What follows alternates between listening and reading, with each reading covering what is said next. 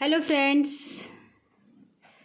तो आज मैं आपको एक बहुत अच्छी सक्सेस स्टोरी अपनी शेयर करने वाली हूँ, क्योंकि मैंने आपको बताया था मैं लॉ ऑफ अट्रैक्शन की जर्नी में ऑलरेडी हूँ।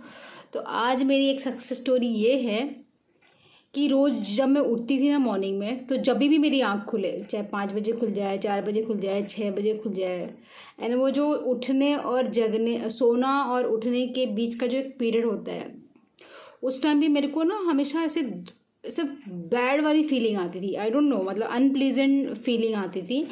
एंड मैं समझ नहीं पाता था उसको कैसे डील करूँ, क्योंकि कोई रीज़न नहीं होता था दुखी होने का। बट वो एक जो दुख के टाइम पे जो एक फीलिंग होती है ना मन में, वैसा होता था। तो मैंने नोटिस करने लगी। बहुत दिन तक मैंने नोटिस किया एंड मेरे को समझ में नहीं आ रहा था। मतलब मेरे को लगता है ये फीलिंग ऑलमोस्ट मैं 2 साल से ज़्यादा से आ रही है। शायद 2-3 साल हो गए, जब मैं मॉर्निंग में उठती थी और मेरे को उठते ही ऐसे रोने का मन कर रहा हो और क्या बोलते हैं, ऐसे बुरा लग रहा हो अंदर ही। एंड मैं फिर ऐसे सोचती थी कि मुझे किस बात का बुरा लग रहा है, क्योंकि सिचुएशंस और सब कुछ तो मैं मैनेज ही कर रही थी, सब कुछ तो थी, और मैं कंपेयर कर रही थी लोगों से, तो वो भी था। तो समझ में नहीं आ रहा था। और कहीं ना कहीं मुझे एक उस टाइम पे पॉजिटिव माइंड में एक थॉट भी रहता था कि सब अच्छा है, सब अच्छा है। इतनी सारी ब्लेसिंग्स है बहुत सारे लोगों के पास, जो मेरे पास जो ब्लेसिंग है वो भी नहीं है। तो मेरे को समझ में नहीं आ रहा था। मतलब बहुत, मतलब बिलीव नहीं करोगे, मैं 2-2.5 साल 3 साल मेरा मॉर्निंग, मतलब शायद ही कभी 1-2 बार ऐसा हुआ होगा जब मेरी मॉर्निंग हैप्पीली उठी हूँ। अदरवाइज एक दुख के साथ उठती थी।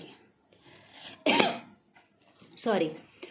फिर 2-3 दिन पहले मैंने डिसाइड किया, मैंने कहा इसका कुछ करना पड़ेगा, नहीं तो रोज़ उठूँगी और रोज़ मुझे वो अनप्लेजेंट सेंसेशन आएगा।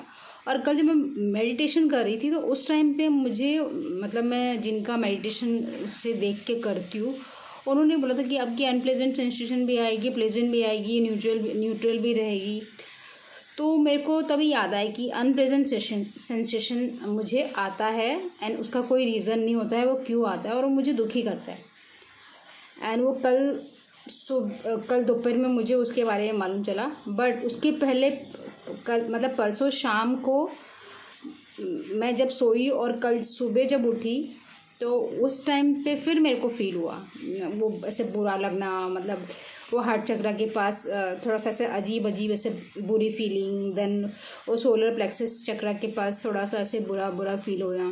तो मेरे को हो रहा था।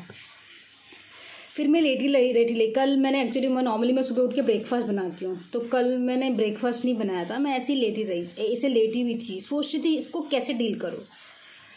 फिर मेरे को सडनली याद आया कि मतलब आपको जो भी सिचुएशन हो, पहले उसको एक्सेप्ट करो और उसको बहुत सारा लव दो, बहुत सारा प्यार दो।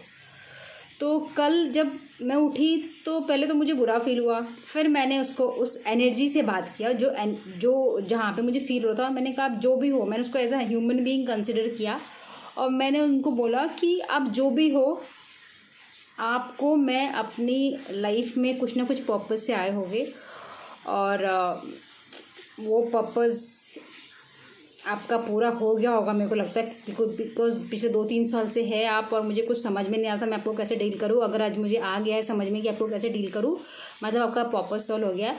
फिर भी आई love you, I am sorry, please forgive me, thank you. मतलब मैंने होपनो किया और मैंने यूनिवर्स को बोला, मैंने कहा थैंक यू यूनिवर्स। ये फीलिंग भी मेरी बॉडी का ही पार्ट है एंड इसको मैं एक्सेप्ट करती हूँ and I will love it the way it is. मैंने जब उसको वो वैसा बोला, मतलब उस एनर्जी को जब बोला, उसके बाद मैं पूरे दिन मैंने कुछ सोचा नहीं। फिर शाम को सोई एंड आज जब उठी, तो यू विल नॉट बिलीव कि वो फीलिंग मुझे थी ही नहीं। बट फिर भी अभी भी मैं रेडी हूँ कि इन केस कुछ भी ऐसा फीलिंग आता है, तो मैं वही बोलने वाली हूँ। बिकॉज हे एनर्जी, आप मेरे बॉडी का ही, मेरी लाइफ का, मेरी ऑरा का, मेरे स्पिरिचुअल वर्ल्ड का पार्ट है और इसीलिए मैं आप जैसे है वैसे ही मैं आपको एक्सेप्ट करती हूँ अपने लाइफ में। एंड फिर भी मुझसे कोई गलती हो गई है जिसकी वजह से आपको मुझे आके ये बार बार बुरा फील कराना है, तो इसलिए आई am sorry, please forgive me, thank you, I love you. तो जब भी आपकी लाइफ में आपके हिसाब से सिचुएशन नहीं आए, तो आप उस सिचुएशन को, उस एनर्जी को as a human being consider कीजिए और उनसे बात कीजिए, उस सिचुएशन से या उस फीलिंग से, और उनसे बात कीजिए और बोलिए कि आई एम श्योर आप किसी न किसी पर्पस से मेरी लाइफ में आए हो, इसके लिए मुझे ऐसा फील हो रहा है, but still because you are my part, I have created you, I am sorry, please forgive me, thank you, I love you. And आप उनको बोलिए कि अगर अगर आपका पर्पस पूरा हो गया है क्योंकि मैंने आपको नोटिस किया है, तो क्योंकि आप चले जाइए, या आपको जब लगता है कंफर्टेबल, बट मैं ये बोलूँगी कि आप इमीडिएट ही मेरी लाइफ से चले जाइए। मैं आपसे बहुत प्यार करती हूँ, आई am sorry, please forgive me, thank you and I love you. ऐसा बोलिए and you will not believe, बहुत असर पड़ता है। पहली बात तो कुछ भी ऐसा आप जो चाहिए आपको नहीं मिल रहा है, वैसा नहीं हो रहा है, तो पहले उसको एक्सेप्ट कीजिए, उसको लव दीजिए। जब आप सिचुएशन को लव देते हैं ना, तो वो आपके लाइफ से स्मूथली चला जाता है, और जितना ही उससे फाइट करेंगे वो आपसे उतना ही लड़ेगा।